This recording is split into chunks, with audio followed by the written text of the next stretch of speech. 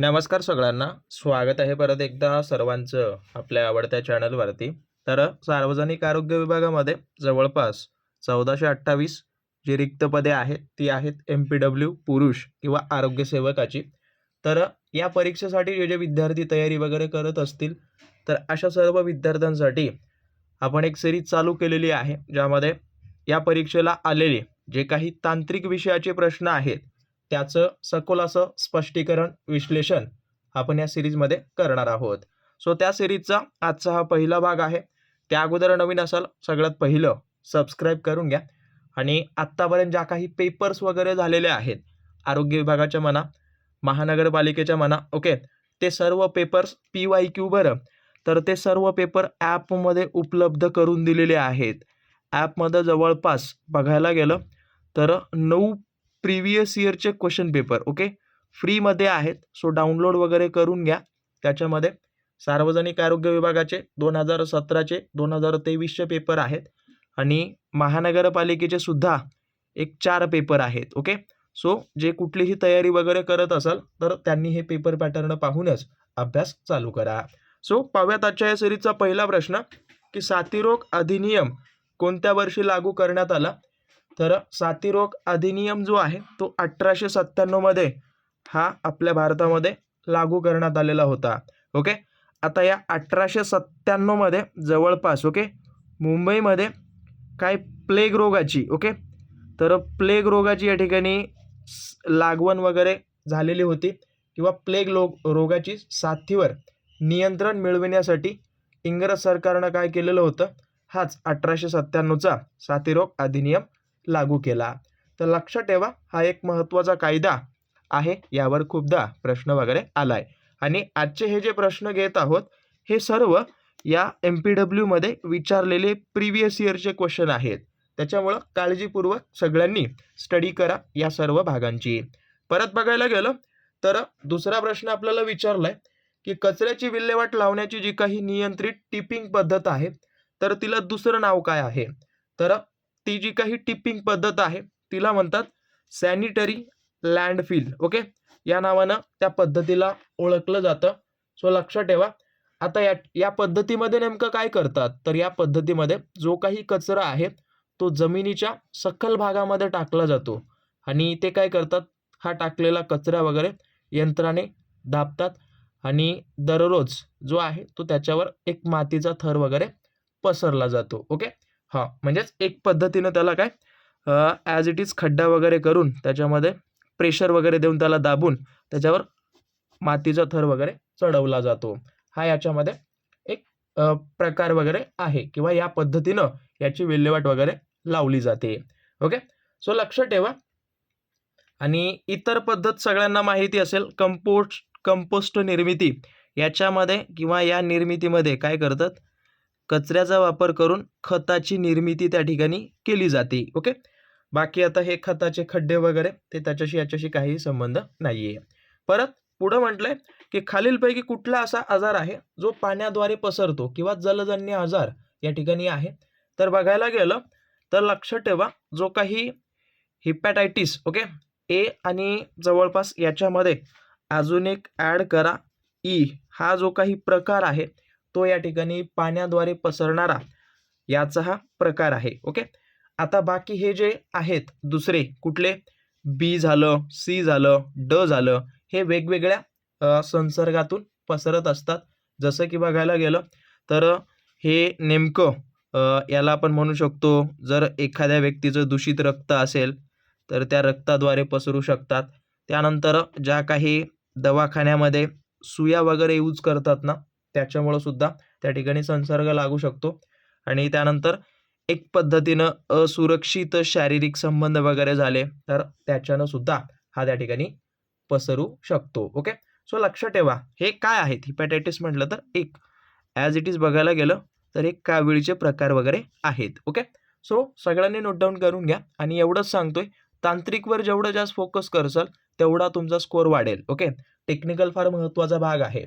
यावर already batch वगैरे launch केलेली आहे, ॲपमध्ये मिळून जाईल, बघा जर जॉईन वगैरे करायचं असेल तर.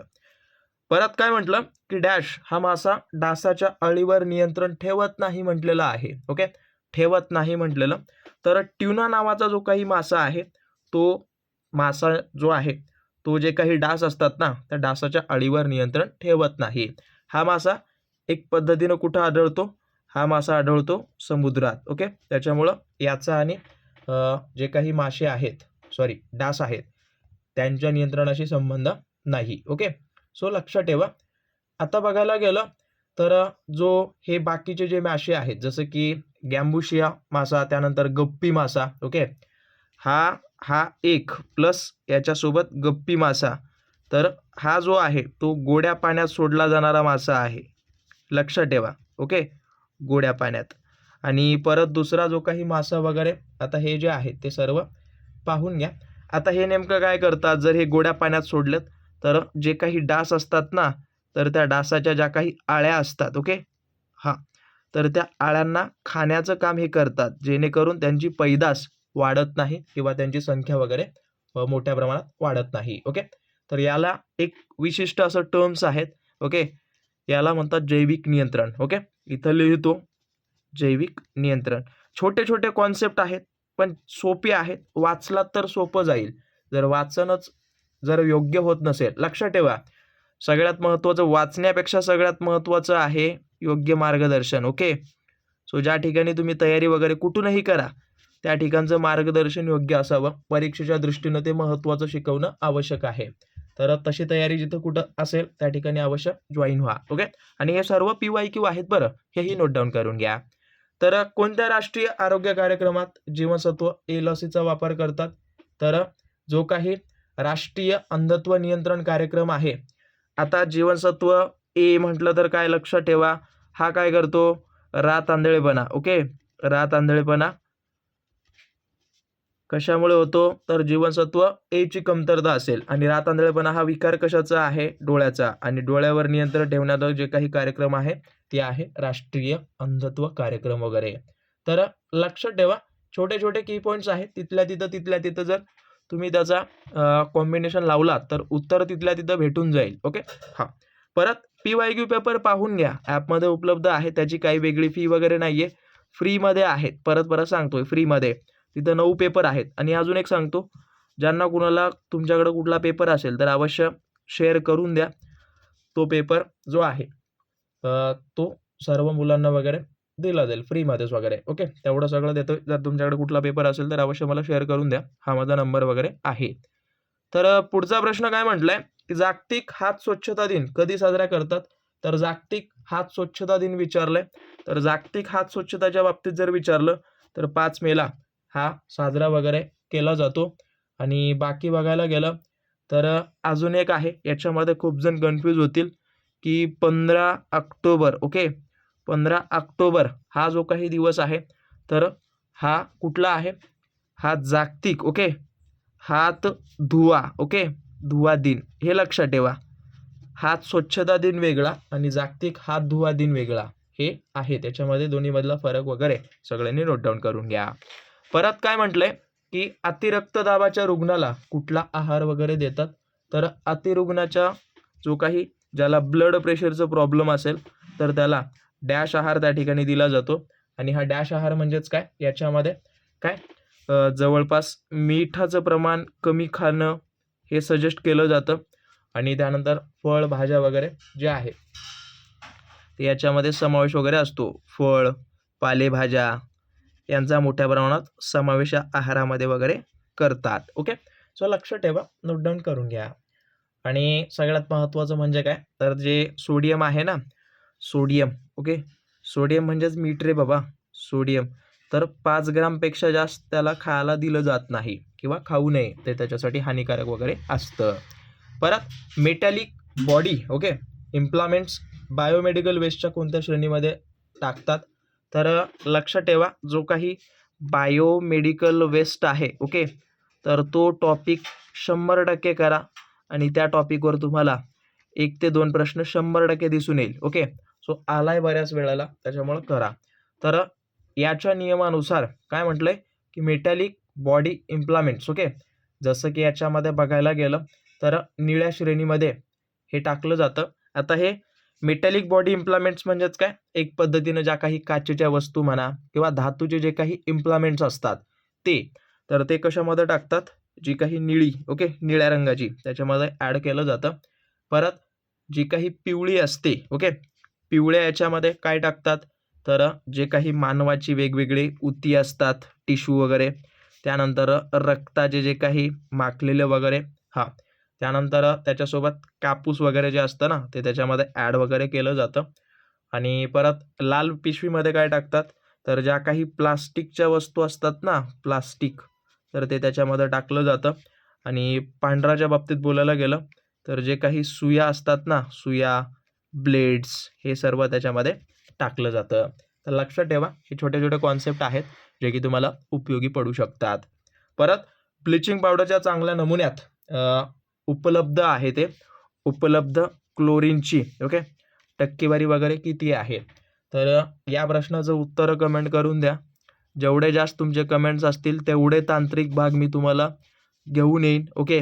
या एका विद्यार्थ्यानं 100 जरी कमेंट केले, ओके, तर कुठल्याही, तर म्हणजे असं नाही आहे, ते जेवढे जास्त तुमचे कमेंट असतील तेवढे भाग या ठिकाणी उपलब्ध होतील, एवढं लक्षात ठेवा.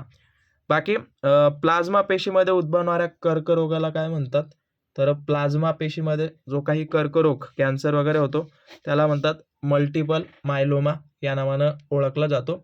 हा काय करतो, एक पद्धतीनं जे तुमचं स्पेशली करून रक्तामध्ये ज्या प्लाझ्मा पेशी असतात ना, ओके, प्लाझ्मा पेशी, तर याच्यामध्ये होणारा हा कर्करोगाचा प्रकार वगैरे आहे, ओके. हां, बाकी बघायला गेलं तर कार्सिनोमा हा कशाचा आहे, तर जे काही वेगवेगळ्या उती असतात ना, त्याचा हा कर्करोग आहे. सार्कोमाच्या बाबतीत बोलायला गेलं तर जी काही तुमच्या शरीरामध्ये संयोजी उती असते तिचा हा कर्करोग आहे, लक्षात ठेवा. आणि लिम्फोमाच्या बाबतीत बोलायला गेलं तर जे काही लसिका ग्रंथी आहे त्याचा हा कर्करोग आहे. तर अशा पद्धतीचे हे प्रश्न असतात. आता बाकी अजून एक सांगतो, ज्यांनी ॲप वगैरे डाउनलोड केलं नसेल करून घ्या. आणि हा माझा नंबर आहे, जर तुमच्याकडे कुठला PYQ पेपर वगैरे असेल तर अवश्य मला प्रोव्हाइड करून द्या. बाकी काही डाऊट असतील अवश्य मला कळवा, आणि सबस्क्राईब वगैरे केलं नसेल तर करून घ्या. अशाच पद्धतीचं स्टडी मटेरियल तुम्हाला या ठिकाणी आपल्या चॅनलवरती मिळत असतं. सो बाकी त्या विद्यार्थ्यापर्यंत जास्तीत जास्त शेअर करून द्या, त्यांना सुद्धा याचा परिपूर्ण फायदा झाला पाहिजे. बाकी PYQ पेपर तर ॲपमध्ये उपलब्ध आहे, डाउनलोड करून घ्या. धन्यवाद.